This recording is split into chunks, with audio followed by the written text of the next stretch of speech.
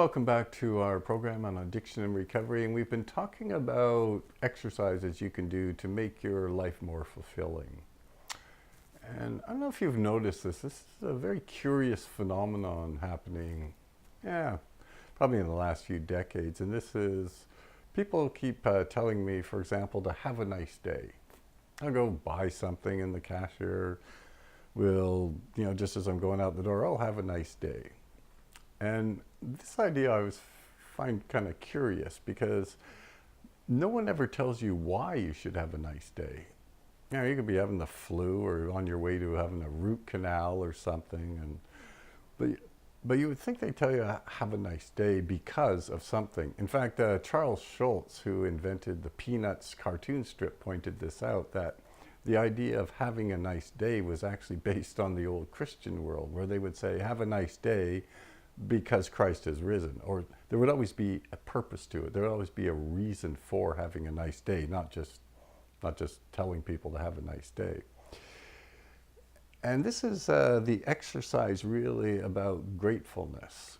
And having gratitude is really become powerful in psychology. We now know that people who are grateful, who practice gratitude, actually have much improved well-being, and they feel life is more fulfilling.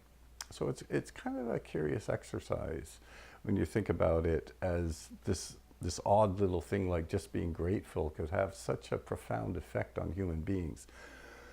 But it does get you thinking about life in a little different way. So for example, the exercise is to think of something that you've done, something that you've gone through. So it could be something fairly positive, like traveled on a jet aircraft. It could be something like being able to have a nice meal. It could be something like listening to some music.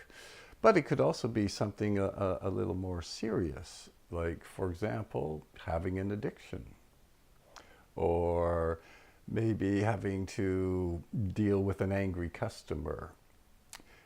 And so according to people like Robert Emmons, there's always something to be grateful for if you just shift your mind around it. And I remember, I think it was a stand-up comic talking about his flight was delayed for an hour and all the passengers around him were getting all bent out of shape. And he's thinking, well, in the old days on the wagon trains, it used to take him like 4 months to get from New York to San Francisco.